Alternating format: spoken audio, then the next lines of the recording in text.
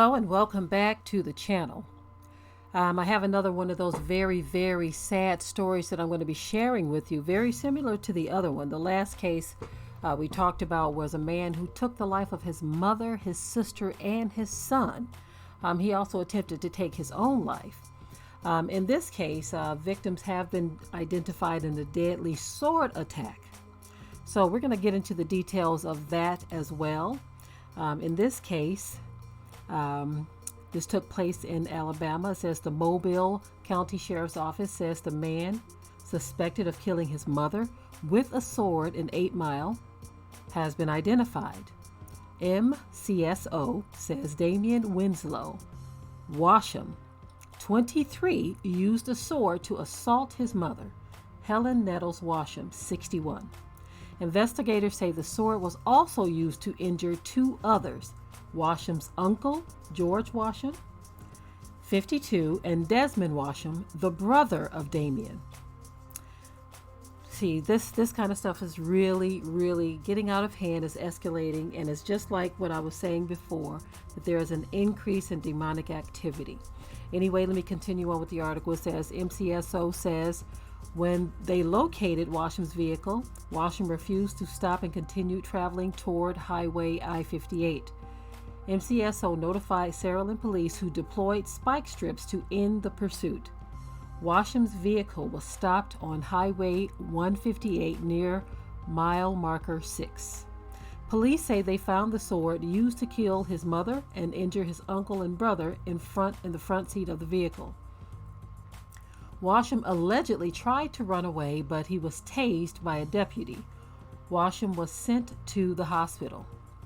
Once he's released from the hospital, Washam will be booked into Mobile County Metro Jail on charges of murder, attempted murder, assault, and attempt to elude. So you can see right there is what it looked like in the front seat of his vehicle. There's the sword, apparently.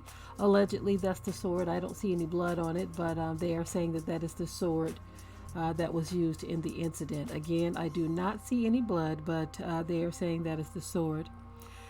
Desmond, the brother, was treated on the scene for his injuries. The uncle, George, is in critical condition at a hospital.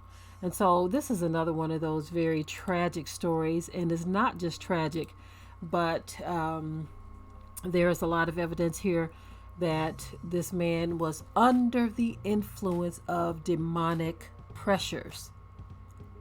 Demonic pressures. This is why I often say that we wrestle not, or we fight or struggle not against flesh and blood.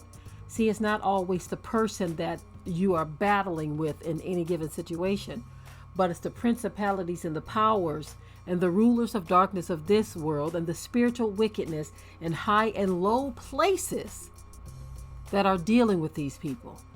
That is what you or I or anyone is wrestling with when you are encountering people who have these spirits that come on them and cause them to do certain things.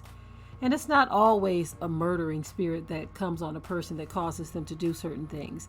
A person can even use their tongue to lash out at you. They can use other things. They can steal from you. It's just a number of different things that a person can do to violate you, or to hurt you, or to vex your spirit.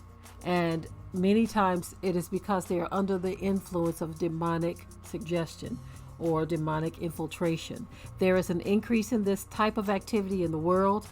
I'm believing that more and more people are starting to see this. This is why a lot of people say that they are on devil time and stuff like that, because they are acknowledging. Some people actually come out and acknowledge that something came over them, or something told them to do this, that, and the third. A lot of people are coming out saying this.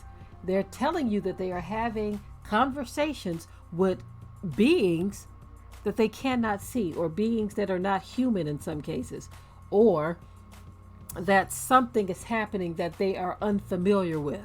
You see, this is why in many cases you'll see where the family members will say that they were acting very strange or weird in the past few days, or they weren't themselves, or they had changed. They will say something like that, which indicates that there is something that has occupied them, that they have been taken over, you see. And so there's an increase in this. And so, like I've said times before, Be sure to pay attention to your surroundings. Pay attention to the people that are in your circle. It doesn't matter if it's family. As you see in these past two videos that I've done, I've been talking about incidents where it is family members that are blinking and snapping and doing these things. So again, never ignore any red flags, whether it's family, friends, neighbors, people in your community, people on your job. Don't ignore red flags. If someone is acting strange, be sure to protect yourself as best as you can, or remove yourself from that situation if at all possible. So anyway, I'm done with this story. Please leave your comments below. Keep it tight and keep it right as always. Until next time. We hope you liked today's topic. Please leave your comments below. If you haven't already, subscribe to the channel, share it like this video, and with that, we're out. Be sure to ring the bell to be notified of new uploads on this channel, and also comment, share, like, and subscribe.